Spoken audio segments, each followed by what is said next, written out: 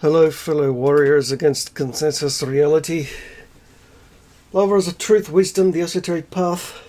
Slayers of two-faced, hypocritical, backstabbing gobshites. Lovers of irreverence and sarcasm.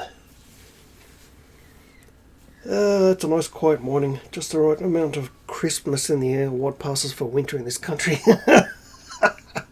While Australians ceaselessly bleat about how freezing it is. These people have no idea. This is shorts on t-shirt weather, idiots. But anyway. Perspective. You gotta love it. It's one thing that I woke up thinking about. That's the thing, when you have the when you're fortunate enough to be able to wake up and stay in bed for a while and just be with your thoughts. And it's amazing what goes through one's mind. And especially now when you're silly enough to check social media posts and people going on about, especially when YouTube video notifications come up from certain backstabbing, clueless, mindless drama whores, with the live stream title of Being Fatherless on Father's Day. And I couldn't help but laugh. I'm thinking, try being fatherless since the age of 2. Try having a... See, before I go further, you who have had loving, supportive fathers have no fucking idea how fortunate you actually are. Try having a selfish, mouthy, abusive cunt as a father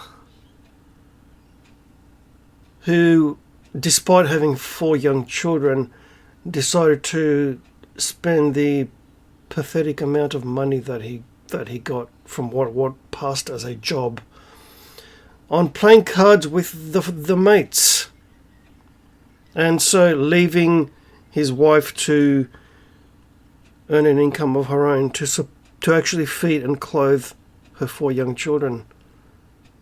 Although the best thing he did was die when he did. I was 2 years old when he died, and that's the greatest gift he ever gave me. Dying. So you who have loving, wonderful, supportive fathers have no fucking idea how fortunate you are. But that's life. And especially when you're born with physical reminders of the fact that your father tried to have you aborted and it backfired because you were too stubborn and decided to be born anyway. But the battle scars were certain constant physical reminders that your father wanted you dead. Yeah, that was fun growing up with, I have to say. But it is what it is. And it can only help to forge one into steel. And especially living in the fucked up Orwellian nightmare world we're living in now, that's coming in mighty handy. So that is what it is. But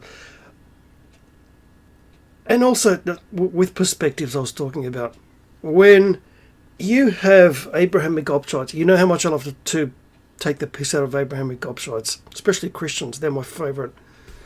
I mean, Muslims, they're easy. Their beloved prophet was a pedo. All right, so. Ooh, how can you say that? Because he married and fucked a female who was underage. That's how I can say that. And being pagan, heathen, and all the rest of that, according to them religion, and according to your fucking Bible too, by the way, I should be taken to the edge of town and stoned to death. Right? Can you feel the fucking love? Can you feel the fucking religion of peace? But no, Christians are kind of different because they try to be sneaky cunts about it. And I came across this fucking gobshite who tried to engage being nice and kind and friendly with the above-mentioned drama sphere that I've spoken about a couple of times. And for the sole purpose of, quote, sowing seeds, unquote. So he's not being nice and kind and whatever for the sake of being nice and kind. He's doing that to gain what he hopes is converts to his fucked up, pathetic religion. That's how these people operate. Especially when the pathetic, what later became called Roman Catholics, when they invented this whole eternally burning hell myth, they scared people into being obedient, good little Abrahamic gobshites. People weren't being kind and treating others better than themselves and all the rest of that because it's the right thing to do. They did it to avoid punishment, thereby making it a total farce and a total fucking hypocrisy, and making their entire religion a fucking hypocrisy. Turn the other cheek, bless those that use you, and blah, blah, blah, blah, blah. No. If someone turns out to be a two-faced, backstabbing, honourless cunt, you call them out on it, and they're dead forever. That's how it works. There's a wonderful thing called, wait for it, integrity and self-respect. Instead, what do I see? Grown men simping and crawling back to known backstabbing two-faced drama whores again and again and again until you sort of want to start smashing your head against a fucking brick wall.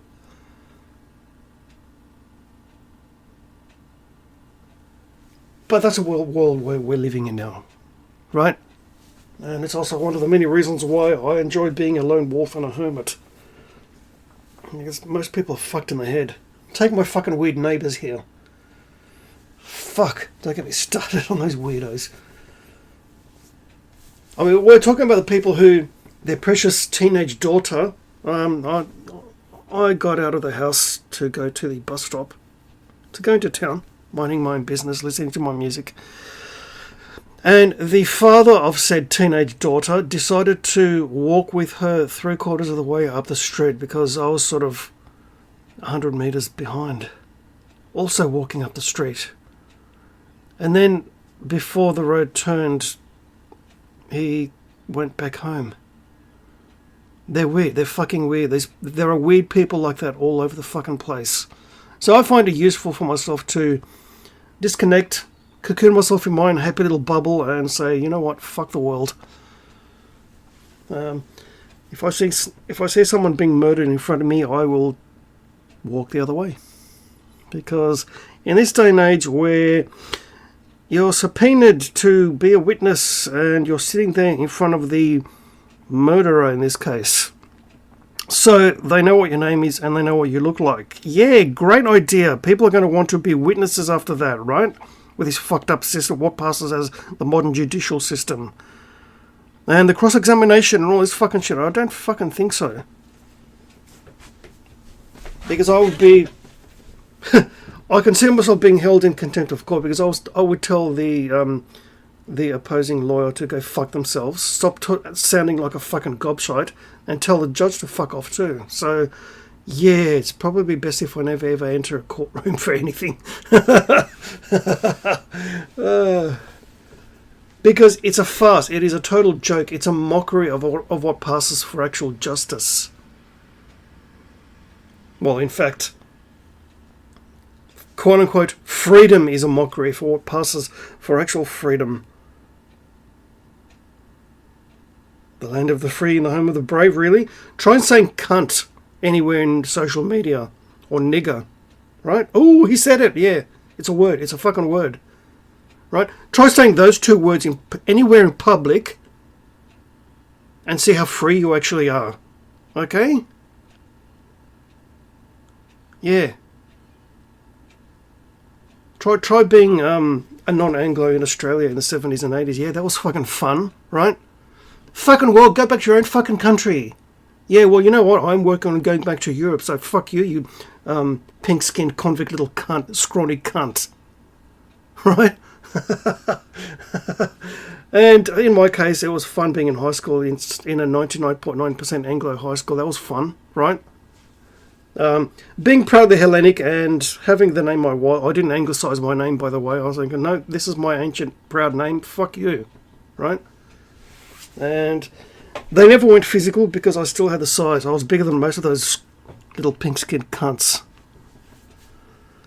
So they did something probably worse. They got the whole year to be racist cunts to me for like 4.5, 5 years. To the point where by year 11, when they said, oh, okay, we're going to be friends again, I said, fuck off. Why the fuck would I want to be friends with you, assholes? Just leave me alone. Let me do the rest of my time in this penitentiary called high school, and then I'm fucking out of here with as much of my sanity as I can possibly retain. So, as you can imagine, academic pursuit or what I was going to do when I grew up wasn't even a consideration. I just wanted to get the fuck out of there before doing any harm to myself.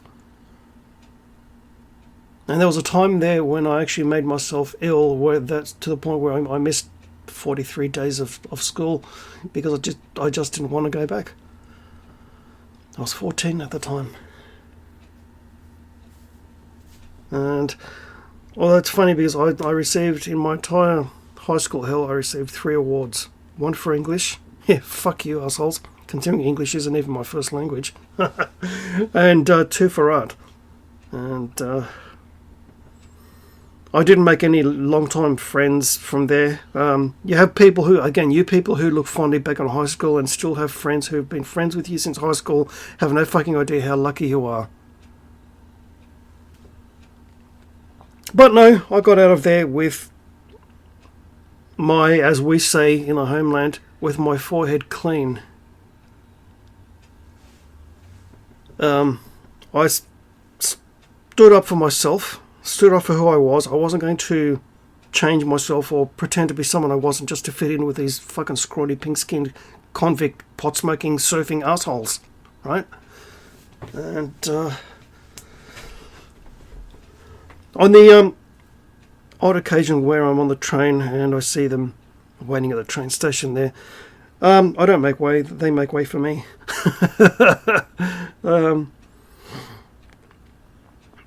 And it's kind of funny in this world where people pretend that, oh, racism is bad, ooh. Yeah, try receiving it during the worst years of it.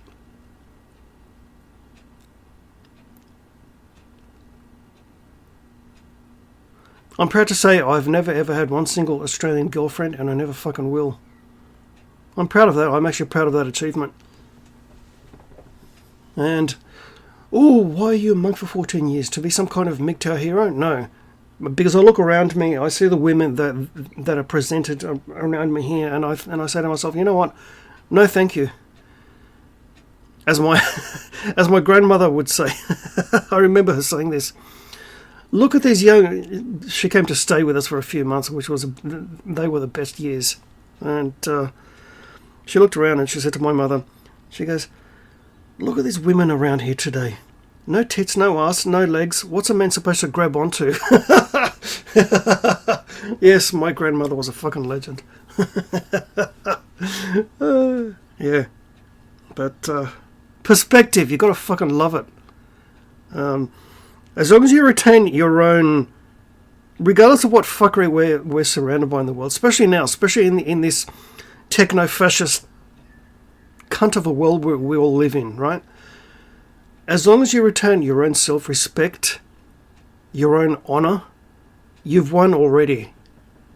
No, we're not supposed to have revolution. No, you're not supposed to storm the Capitol building. Are you hearing me, Americans?